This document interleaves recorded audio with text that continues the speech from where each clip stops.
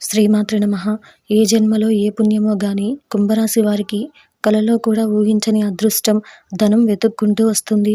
ఒక స్త్రీ కారణంగా కుంభరాశి వారి జీవితంలో పెను మార్పులు చోటు చేసుకోబోతున్నాయి. కుంభరాశి వారికి నవంబర్‌లో వారి గ్రహస్థితి మారుతుంది. కనుక వీరి జీవితంలో కీలక మార్పులు చోటు చేసుకోబోతున్నాయి. వీరికి ఒక స్త్రీ కారణంగా అదృష్టం దక్కబోతుంది. ఇంకా అన్ని విషయాల్లోనూ కీలక మలుపులు చోటు చేసుకోబోతున్నాయి. వీరికి ప్రజాకర్షణ పెరుగుతుంది. సంతానం పట్ల కఠినంగా వ్యవహరించాల్సిన పరిస్థితి వస్తుంది. లిఖితపూర్వక వ్యవహారాలలో జాగ్రత్తగా ఉండాలి. మీకు ఏమాత్రం సంబంధం లేని వివాదాలకు మీరే కారణమని ప్రచారం జరుగుతుంది. ఆత్మీయులతో విభేదాలు కొంతకాలం చికాకులు కలిగిస్తాయి. వస్తువులను కొనుగోలు చేస్తారు.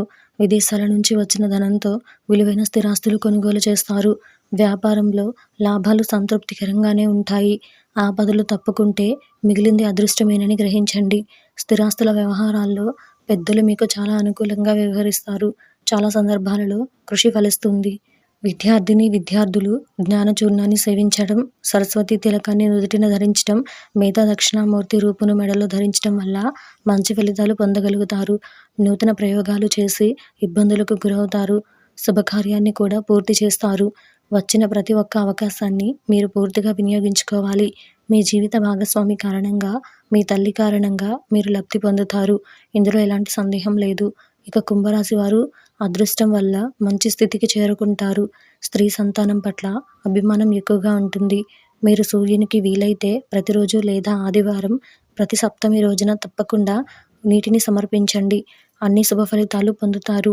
జీవితంలో ఇలా ఎన్నో విషయాల్లో మీరు ఆర్థికంగా ఇంకా సామాన్యంగా నేర్చుకోవాలి అనుకుంటే, మిమ్మల్ని మీరు కాపాడుకోవాలి అనుకున్నా, మీ కుటుంబాన్ని ఎంతో బాధ్యతగా నిర్వర్తించాలన్నా కూడా మీరు కొన్ని దానాలు చేయాల్సి ఉంటుంది. కుంభరాశి వారికి శనిదేవుని అనుగ్రహం ఎక్కువగా ఉంటుంది.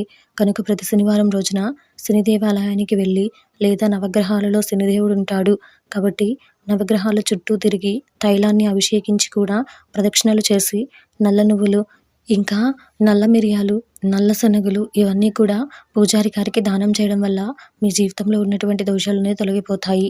కొన్ని సందర్భాల్లో మనం తెలిసి తెలియక కొన్ని పనులు చేస్తూ ఉంటాము. ఇక పనుల వల్ల మనకు తెలియకుండానే దోషాలు అంటుకుంటాయి. చాలామంది వీటిని కొట్టిపడేస్తూ ఉంటారు.